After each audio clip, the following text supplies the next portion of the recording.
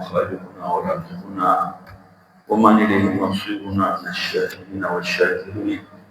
والحمد لله رب العالمين. صدق ربنا ذو الجلال والإكرام وتب علينا إنك أنت التواب الرحيم. اللهم انفعنا بالقرآن وانفعنا بالقرآن عن الإيمان.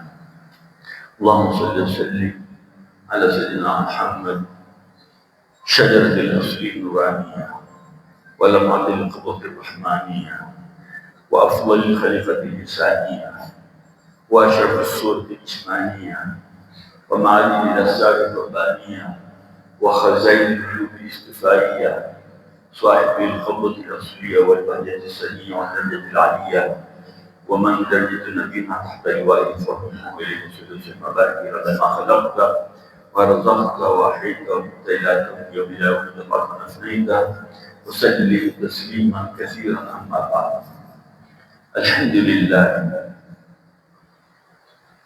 الذي هدانا لهذا وما كنا لنهتدي لولا أن هدانا الله، وصلاة ربي وسلام عليه على حبيبه وخيرة خلق سيدنا محمد وسلم تسليما كثيرا. Kujamana tunamshukuru Mwenyezi Mungu Subhanahu wa Ta'ala kwa tawfik na mahaba yake na saada yake, na ni ishara ya kwamba twapendwa na Mwenyezi Mungu Subhanahu wa Ta'ala. Kwa sababu gani? Ametukusanya katika nyumba yake takatifu, katika mwezi mtakatifu, katika wakati mtakatifu, katika halaka takatifu. Hii ni ishara na ni ishara kutoka kwa Mwenyezi Mungu, kwa Mwenyezi Mungu atupenda inshallah Ta'ala.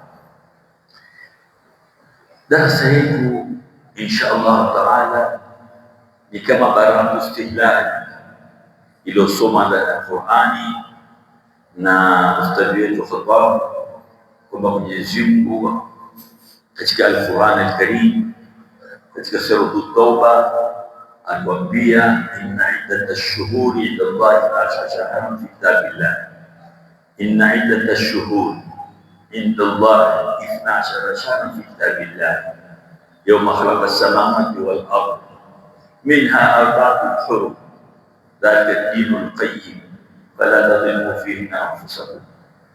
Hii ndio baraka istihlal au kalima wa darasa hili inshallah Ta'ala.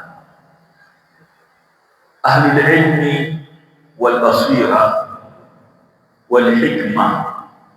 Mmoja akiwa Imam Shafi'i radhiallahu ta'ala anhu, na wa pili Ibn al-Qayyim al-Jawzi katika kitabu chake katika kitabu chake Madarij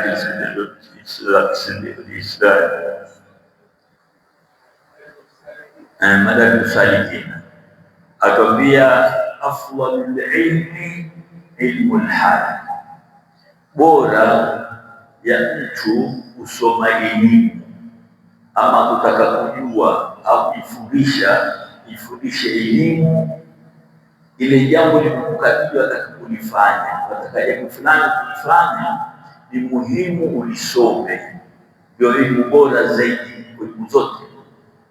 Na sisi alhamdulillah tumelekewa au tumekabiliwa na mwezi mtakatifu katika miezi minne mtakatifu, mwezi wa mfungo tatu.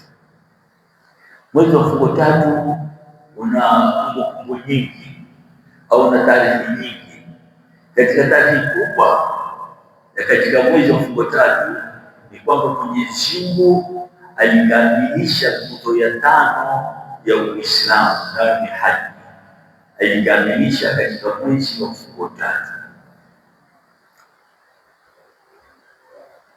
na katika kumbukumbu hizo zote za haji ambazo alibarikiwa nazo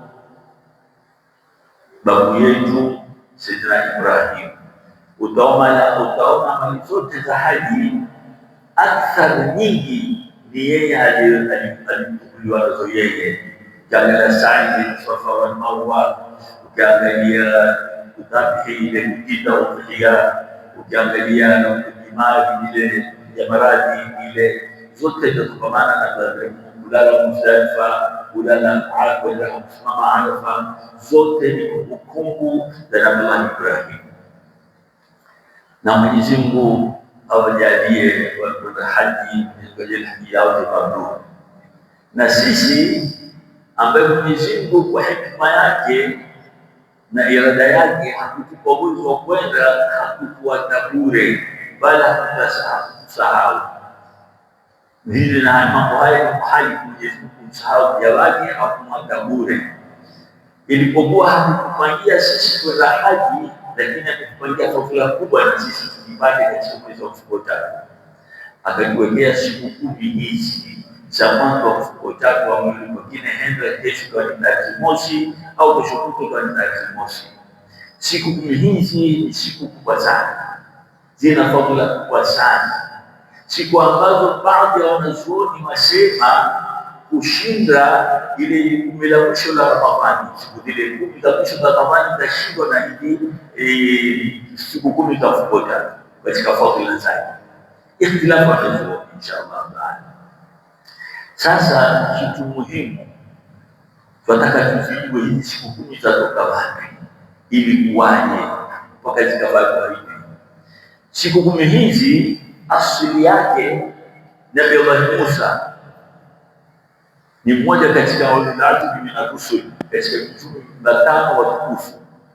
Huyu Sayyidina Musa alikuwa ujasiri ama alikuwa khuluqi vile lake, kwamba kutaka kujua mambo mengi na kutaka kumuuliza Mwenyezi Mungu mambo mengi.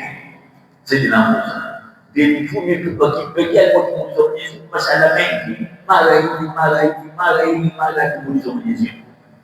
Basi katika suala zake aliwaambia Bani Israili, ambao ni kaumu zake Bani Israili, akawaambia Mwenyezi Mungu atakapomwangamiza Firauni nitawaletea kitabu, nimewaahidi nitawaletea kitabu Taurati, ambacho ndani yake mtapata dini yenu na maisha yenu na kile kitu chenu mtakipata ndani ya kitabu kitakachoelezea. Baada ya kuangamizwa nani? Firauni.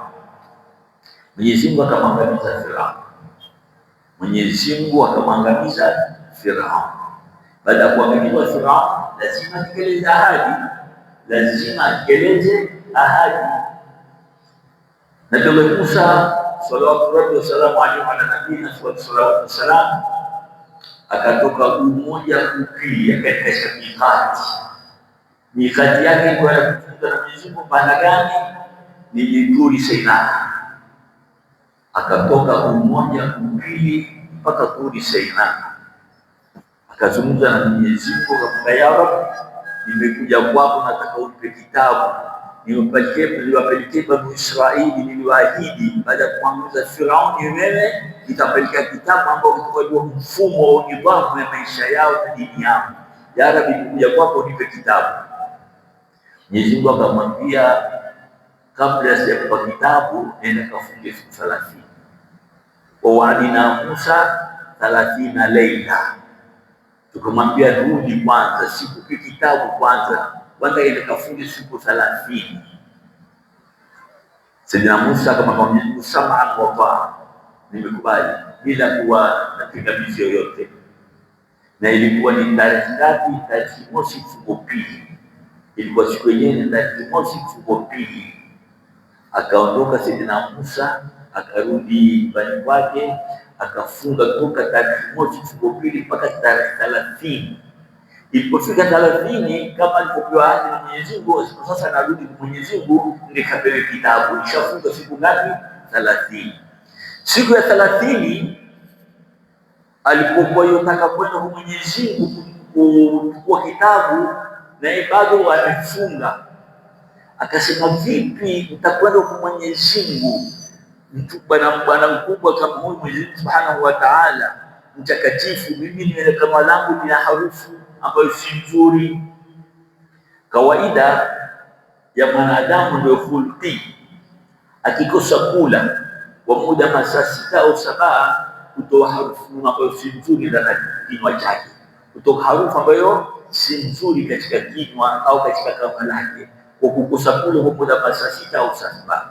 Sasa yeye amefunga kutoka usubuhi mpaka jioni kapinduka, wakalikaja Turi Sina, harufu ikawa si nzuri. Akasema mpaka nipige mswaki, nenda na kama langu liko safi na harufu nzuri, nikabili Mwenyezi Mungu. Hakujua Sayyidina Musa siri ya ile harufu ile somo. Akapiga mswaki, akatoka kalekea barabara moja kwa moja mpaka Turi Sina. Hajafika Turi Sina, malaika akamwambia, ya Musa, umeondosha harufu atyabu min Allahi min rihi misk, umeondosha harufu ambayo ni nzuri zaidi kwa Mwenyezi Mungu kuliko harufu ya miski. Ile harufu iliondoa kwa mswaki kwa Mwenyezi Mungu yapendekeza zaidi kuliko harufu ya miski. Usije kufananisha Mwenyezi Mungu na binadamu. Binadamu tuna harufu mbaya, lakini Mwenyezi Mungu kuna harufu nzuri. Ndio wenye fukaha wakatwambia, la halufun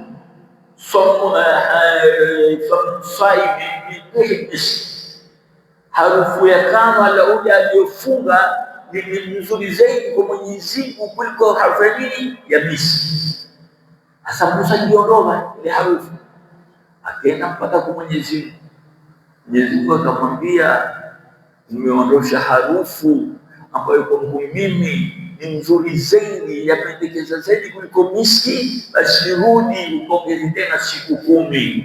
Wa atmamnaha bi 10, tukazitimiza zile 30 na 10 na 40. Fatamma miqatu rabbi 40 laila, akaongeza siku 10, ikawa ni 30 mosi ya siku 3 mpaka 10 mpaka siku ya Idi, zikatimia siku 40. Hizi ndio siku 10 zile hizo zilizotukamana nani na Nabii Musa, hizi za mwanzo wa siku 3, ndio asili yake kutoka hapo. Sasa hizi siku ni kubwa sana, zina utakatifu sana, zina fadhila kubwa sana, ni faida kubwa na ni ghanima kubwa ya mwanadamu atakayejitahidi na kushikamana na siku kama hizi kwa ibada aina yoyote. Ibada aina yoyote. Ndio Mwenyezi Mungu atuambia, fala tadhlimu fihinna anfusakum, msidhulumu nafsi zenu katika miezi hii mitakatifu. Ni miezi gani? Ya Rajab, Dhulqaada, Dhulhajj, Muharram. Hii katika ashhurul hurum.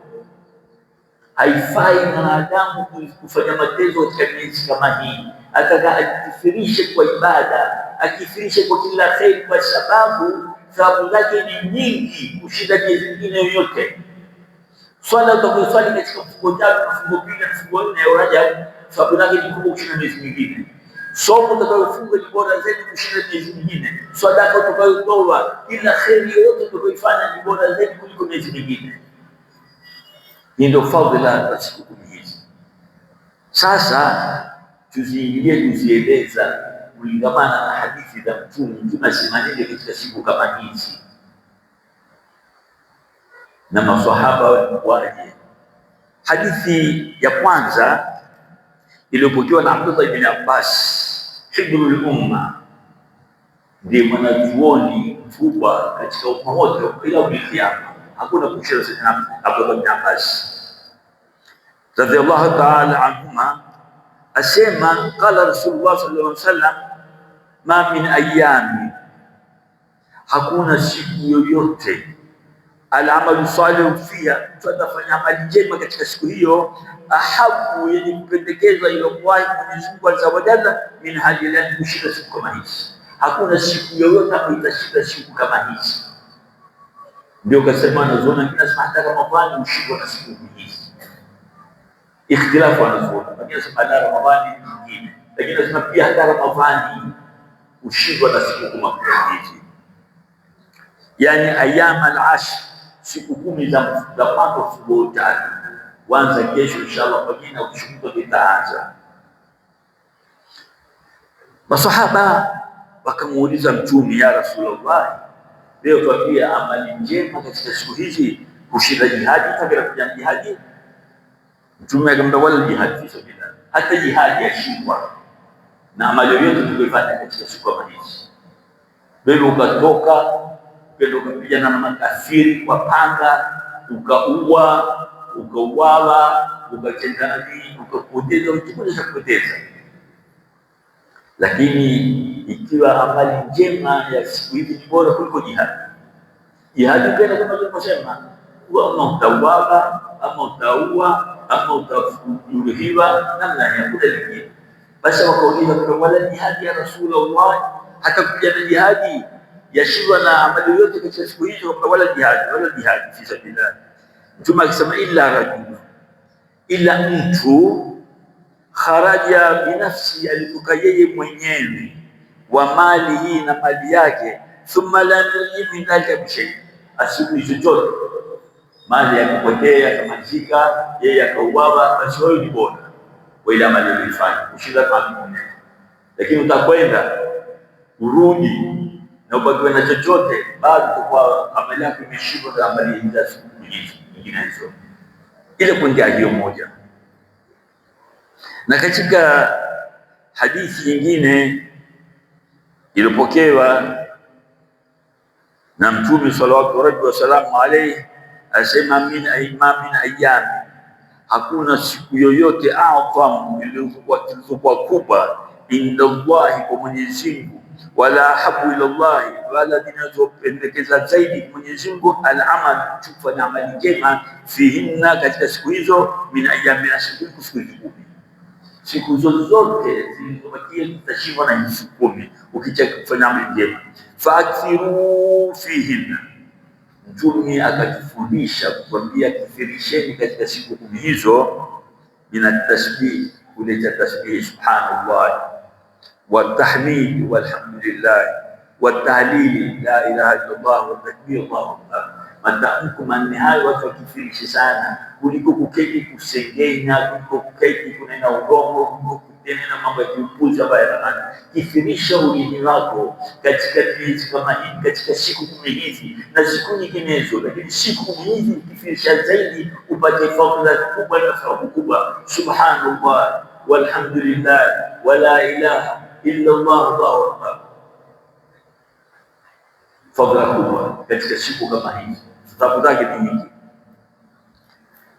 Na vile vile hadithi ilipokewa na Abu Ya'la bi isnad sahih, akimtoka Jabir bin Abdullah al-Ansari radhiallahu ta'ala anhu warḍah, asema afdal ayyamil dunya, bora katika masiku yote aliyoyapa Mwenyezi Mungu ya ulimwengu, bora ya masiku yote aliyoyapa Mwenyezi Mungu katika ulimwengu, yani ashru bil hajj, hii siku 10 ndio bora kushinda siku zote ile au kiyama. Siku 10 hizi kushinda siku zote katika siku za dunia. Kila akaulizwa Mtume sallallahu alaihi wasallam, wala mislauna fi sabilillah, bali hakuna sampuli nyingine ya siku nyingine katika jihad. Mtume akisema wala mislauna, wala hakuna sampuli nyingine, hizi tu. Huwezi kusema kwamba za fungo 3 ni bora, fungo 6 ni bora, Rajabu asema hata tukikudini ni hizi peke yake.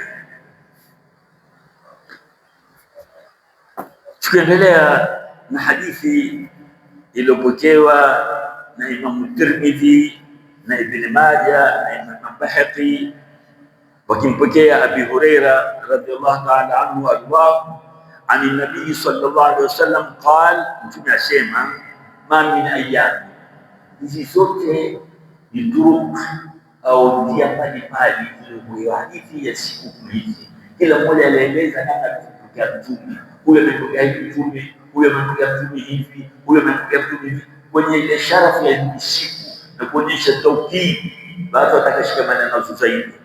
Sasa katika hadithi ya Abi Huraira atuambia ma min ayyam, hakuna siku ahabu ila Allah, zenye kupendekeza zaidi kwa Mwenyezi Mungu, an yutaabada lahu, kufanya yeye fiha, katika siku hizo, min ashri dhilhijja, kuliko siku 10 za Hija. Hakuna siku ambazo zapendekeza zaidi kuliko siku kama hizi kwa Mwenyezi Mungu kufanya ibada yeye.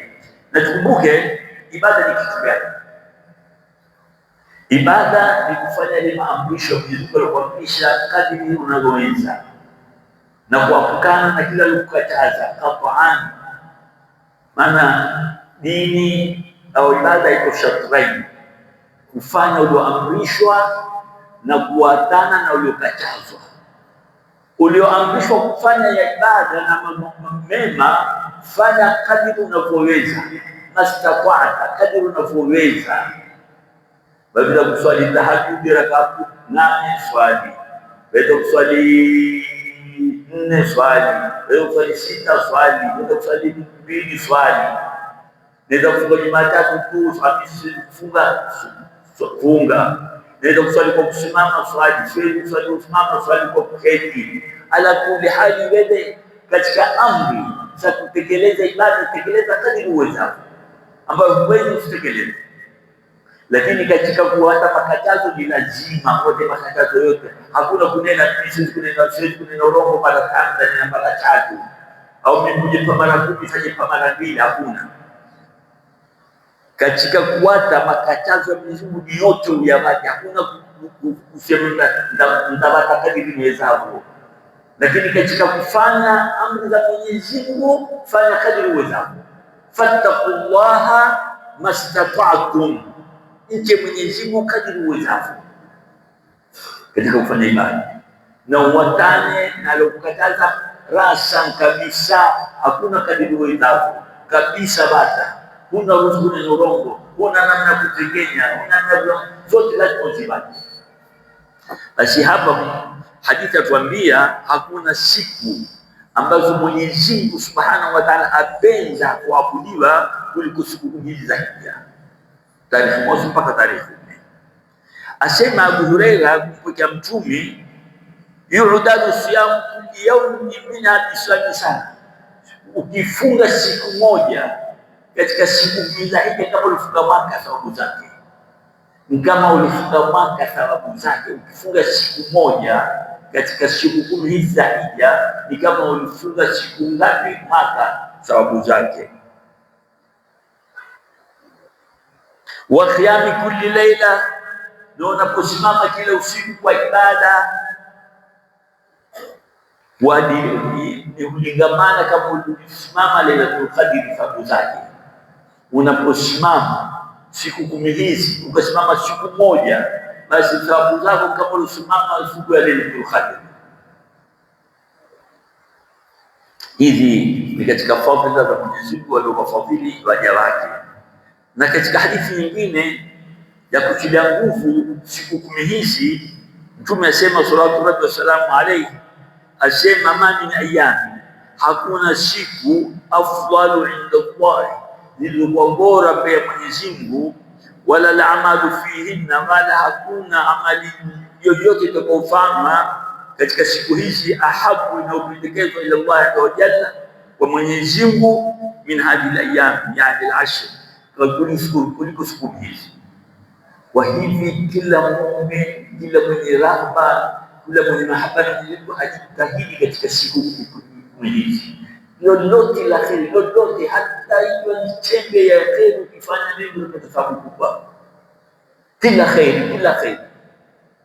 Asema fakiru fiha min at-tahlil, kithirisheni katika siku 10 hizi kupiga tahlil. Tahlil ni kunaposema la ilaha illa Allah, la ilaha illa Allah, la ilaha illa Allah, wa takbir, Allahu akbar, Allahu akbar. Iwe ulimako ratba bi dhikrillah, ulimako umejibaki saa zote kumtaja Mwenyezi Mungu Subhanahu wa Ta'ala.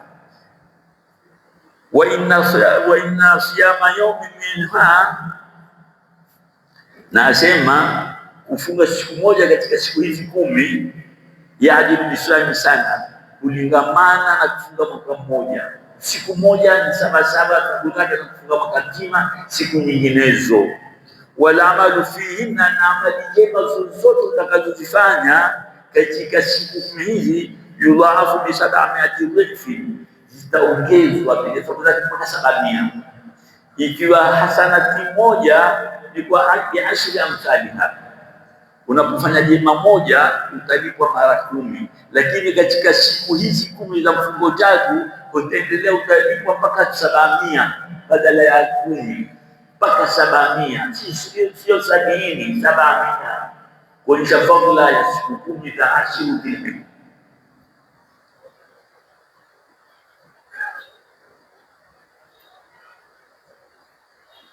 Na katika hadithi iliyopokewa na Anas bin Malik akipokea Imam Baihaqi asema qala kana yuqalu, ukisemwa fi ayami al-ashr kulli yawmi alfa yawmi, wengine wasema la, siku moja yafanana na siku 1000 kwa taabu zake. Wa yawm Arafa, siku ya Arafa 10,000 ni 10,000 thawabu zake kwa hasanati moja. Hizi ni katika fadhila za siku 10 za mfungo tatu. Sasa Mwenyezi Mungu Subhanahu wa Ta'ala, baada ya kuumba ulimwengu, ardhi na mbingu, akatupatia miezi ngapi? Akaupa miezi ngapi? 12 shahri, miezi 12. Katika miezi 12 akatagua miezi minne kama tulioitaja, na katika miezi minne akatagua katika mwezi mmoja mfungo tatu akatagua nini? Siku 10 ndio bora kuliko zote. Na katika siku 10 Mwenyezi Mungu Subhanahu wa Ta'ala alifadhilisha zaidi ya Arafa, siku ya Arafa. Sasa tusikize Arafa yasema nini na maneno yake. Katika hadithi vile vile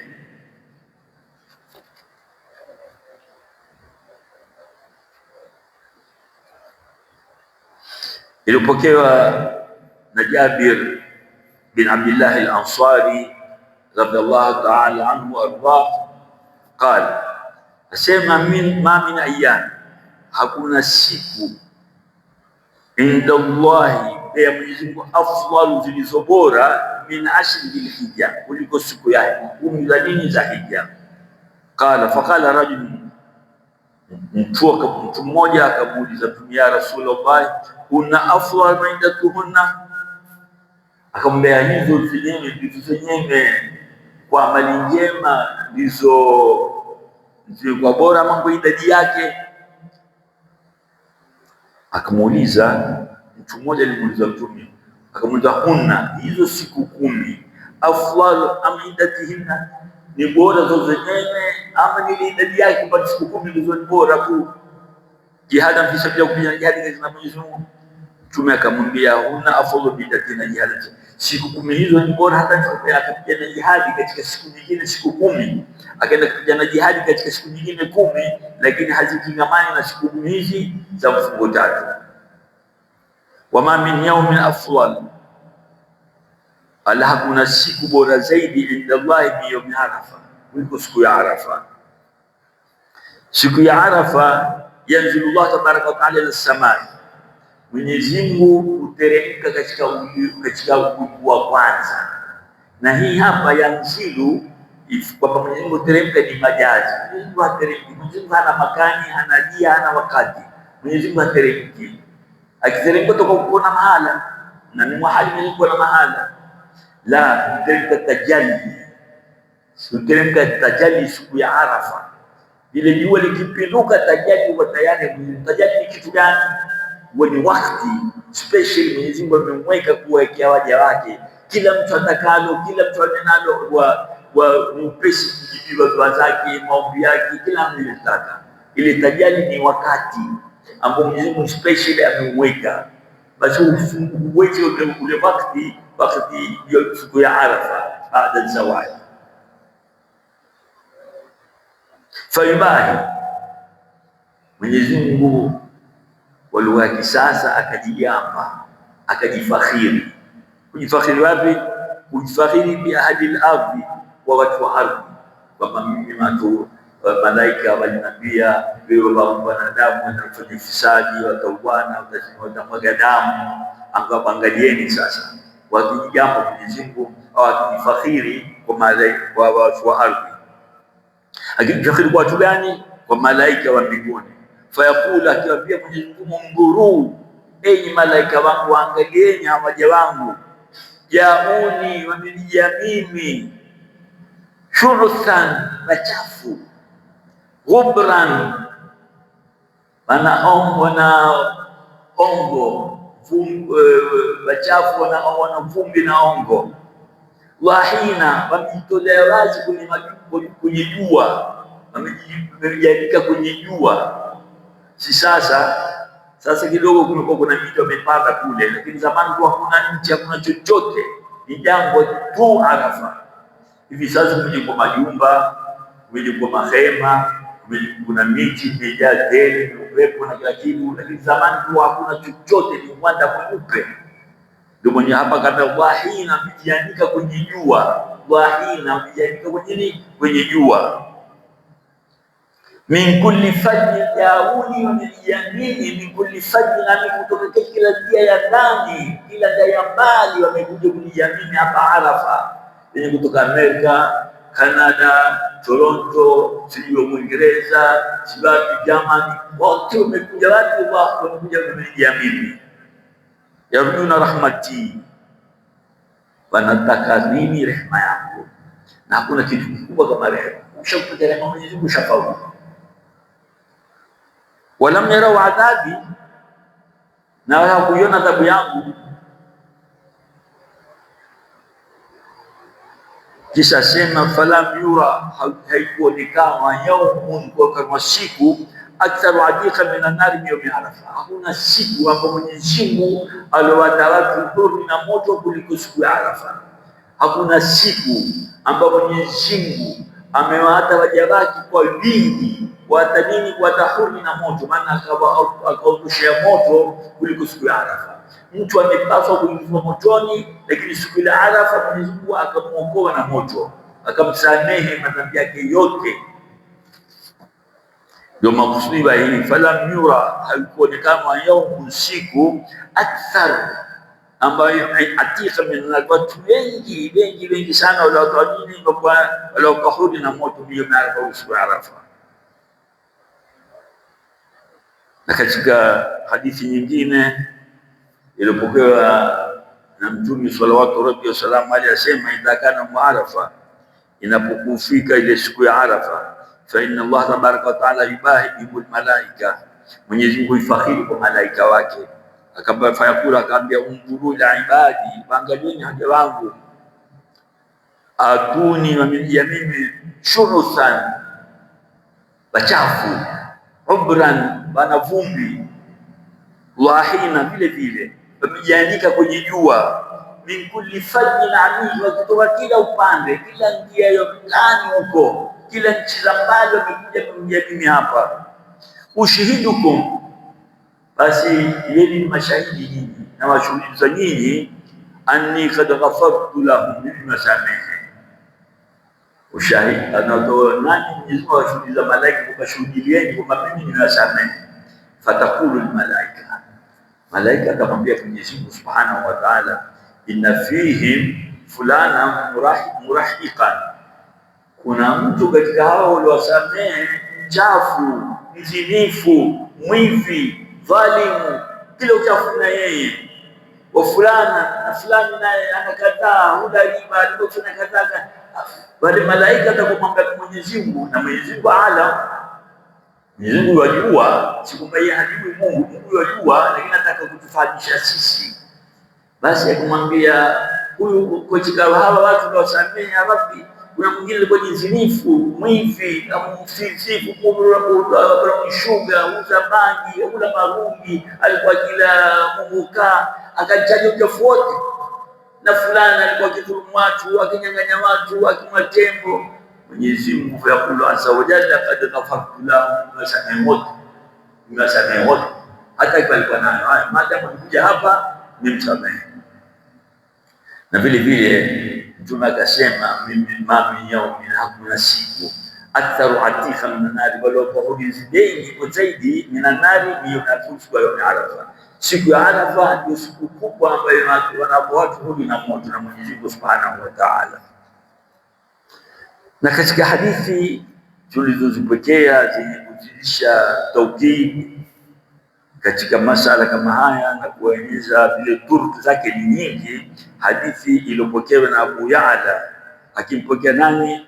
Anas bin Malik radhiallahu ta'ala anhu, asema sami'tu Rasulullah, nimesikia Mtume sallallahu alaihi wasallam yakulu inna Allaha tatawwala ala ahli Arafat, Mwenyezi Mungu ameonyeshea watu wa Arafa maana ameonyeshea kwa kila kitu kwa muda na nini, ameonyeshea watu wa Arafa. Yubahibul malaika, akijigamba kwa malaika.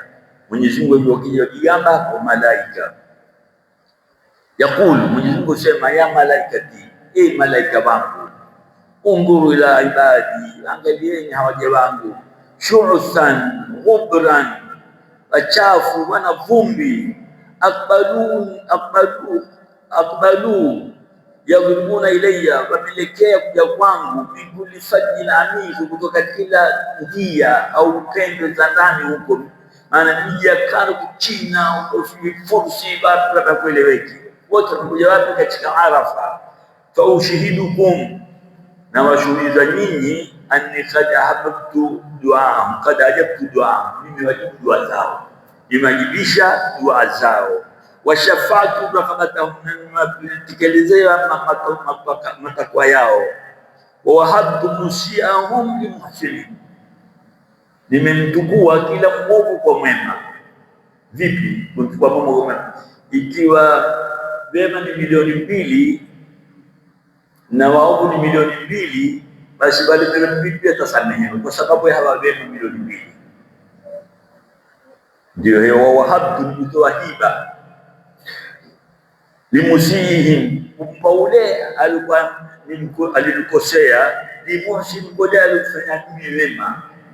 Makusudio yake ni kwamba wale watakaohudhuria Arafa, ikiwa ni milioni 10, milioni 5 ni wema, ni mazuri, na milioni 5 ni waovu, basi wale milioni 5 pia watasamehewa kwa sababu ya wale milioni 5 ambao ni wazuri.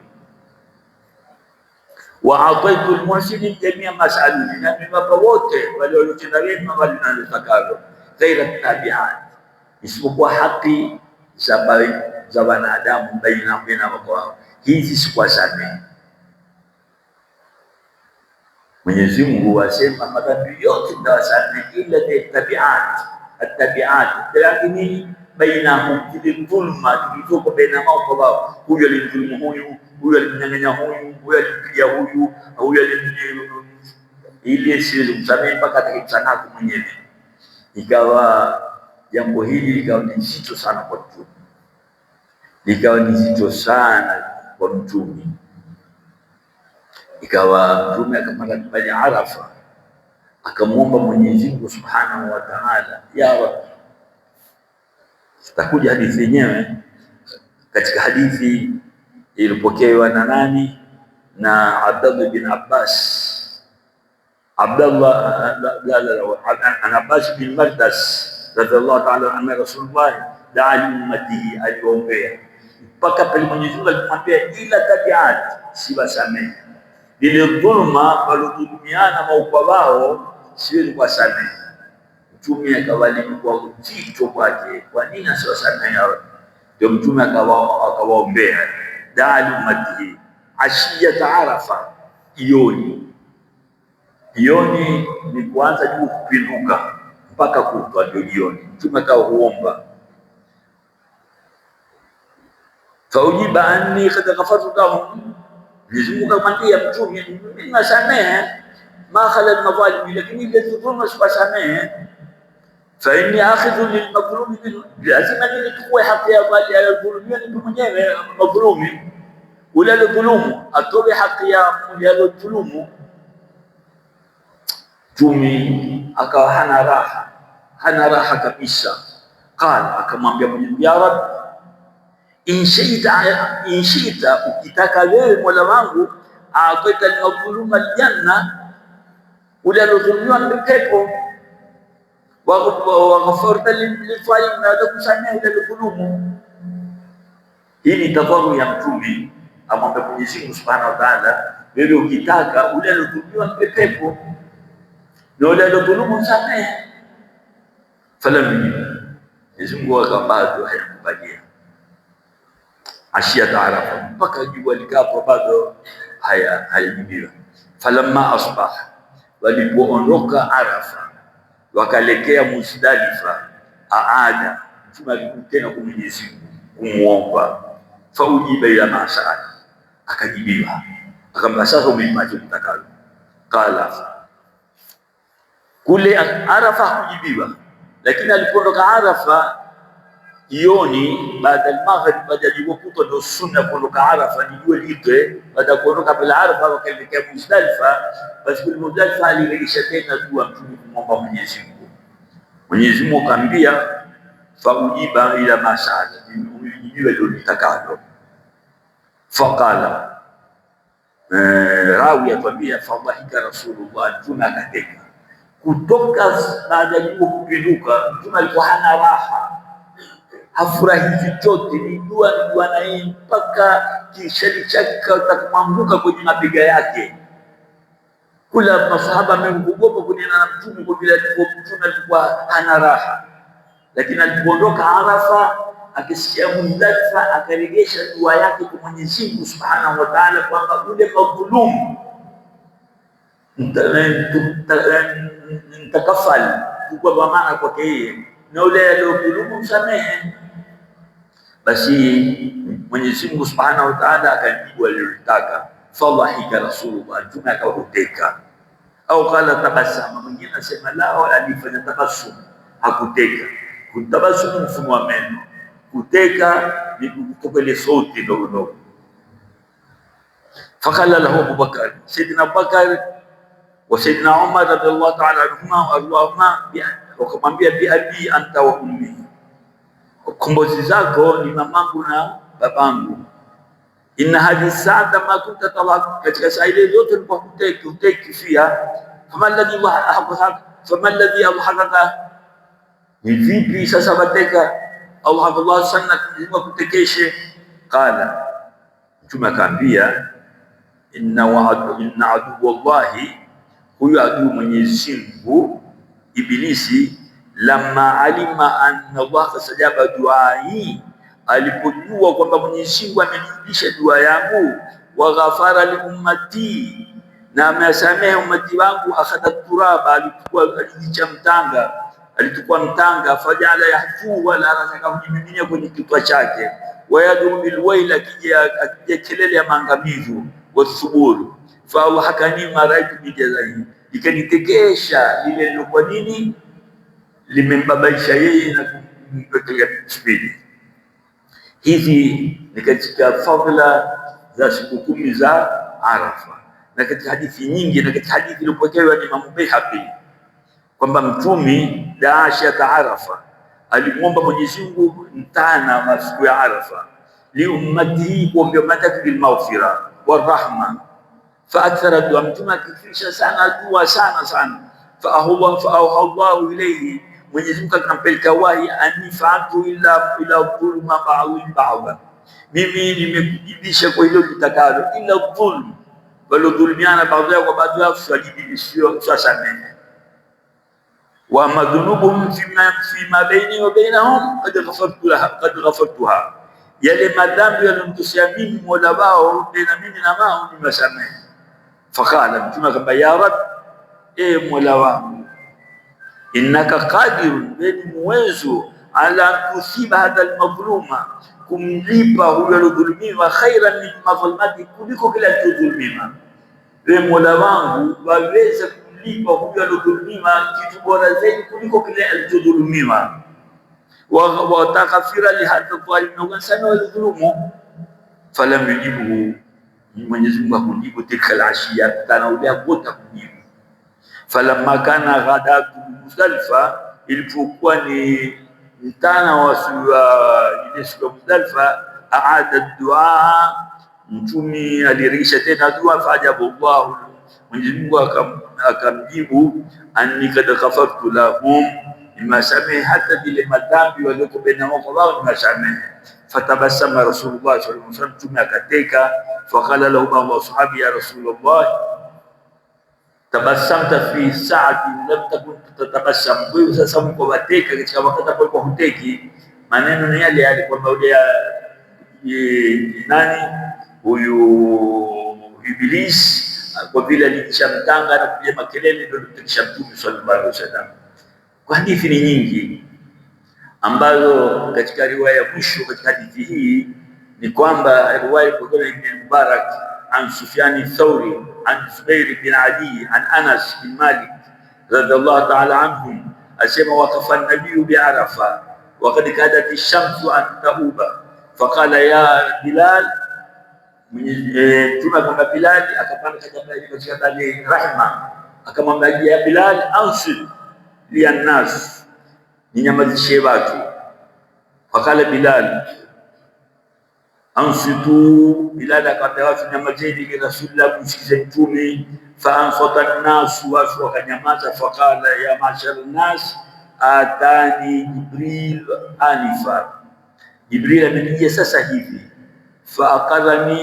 Faakrani min rabbi salama, akanitoa salamu kutoka Mola wangu Mwenyezi Mungu. Wakala inna Allah azza wa jalla ghafara li ahli Arafat wa ahli al-mash'ar wa dhaminu an tabi'at.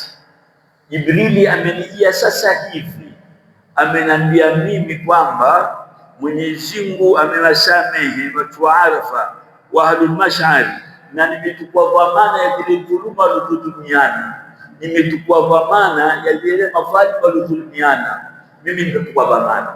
Kwa sababu hii ni kwamba ile hadithi ama ya Qur'ani Mwenyezi Mungu anasema inna Allah yaghfiru dhunuba jamia, Mwenyezi Mungu husamehe madhambi yote.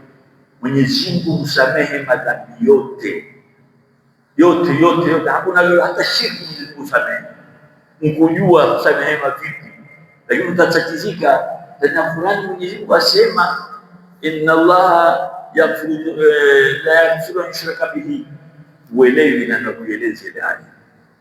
Mwenyezi Mungu hapa ulimwenguni madhambi aina yoyote hayasamehe kwa utaratibu uliowekwa, ila shirki haisamehewi akhira. Mtu akifanya shirki akhira hasamehewi, lakini hapa mbinguni akishiriki akitubia asamehewa pia. Vipi kafiri akisilimu wasamehe, lakini akiwa kafiri hakuna kusamehewa tena.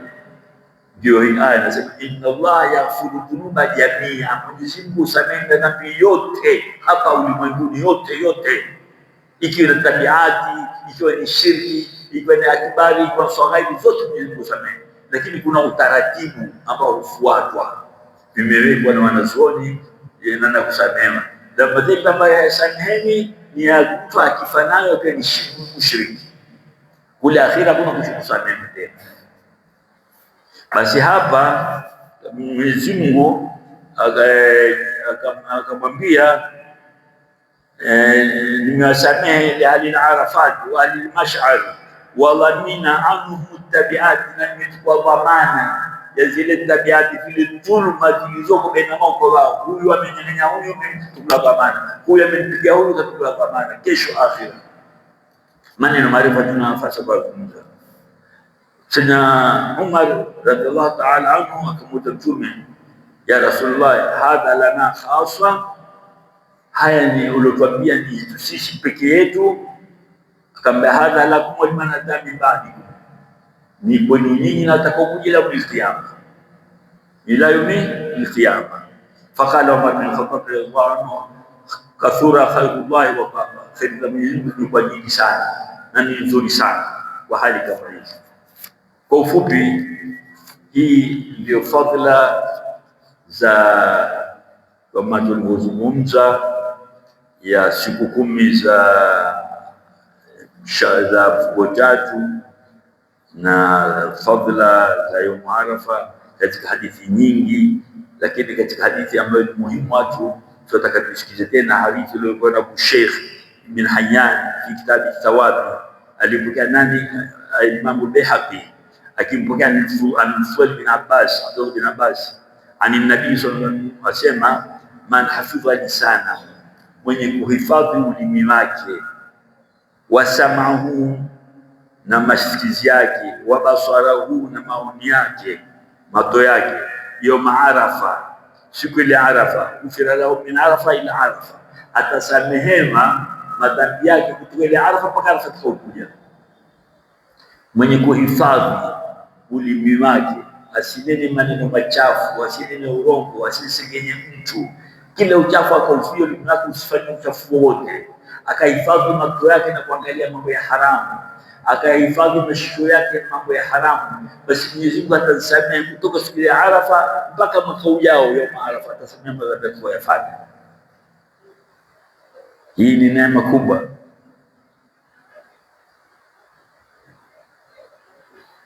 Katika hadithi ambayo ni ya mwisho, ambayo si ya mwisho, ambayo tulizochukua sisi kidogo, hadithi iliyokuwa na Jabir bin Abdullah al-Ansari radhiallahu ta'ala anhuma, asema Mtume, ma muslimi, hakuna muislamu yoyote, yaqifu, atakayesimama, ashiyata Arafa, mtana wa ile Arafa, mtu yoyote si aliyoko Arafa peke yake, siku hakunena mawqifu al-Arafa yaum, hakunena yasema yaum, siku hakusema mawqifu al-Arafa, mtu atakayesimama siku ya Arafa,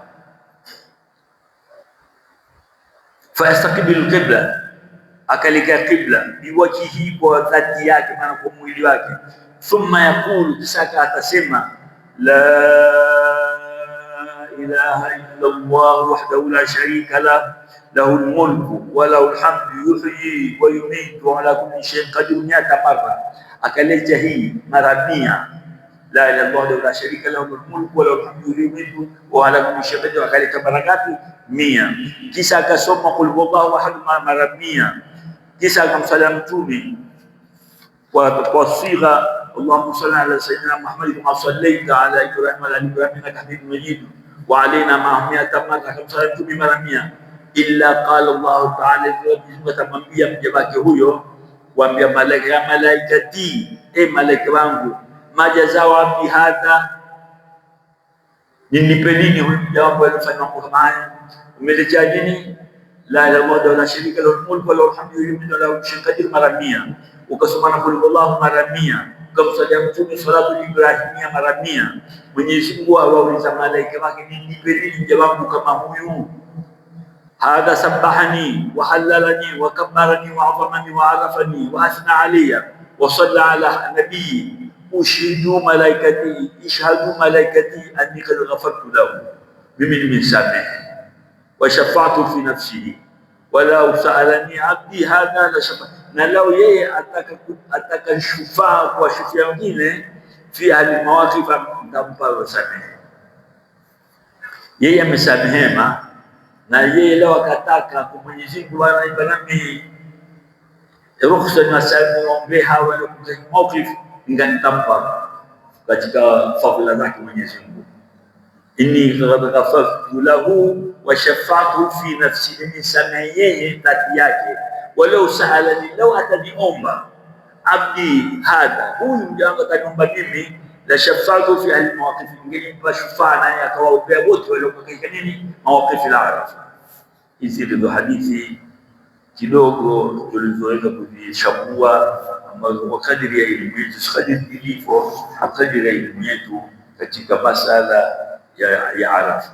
Ni siku kubwa sana, haifai mwanadamu kujipeza hapo kufanya kutokujilia akili. Lazima kuwe na jitihadi na kujipinda katika siku kama hiyo.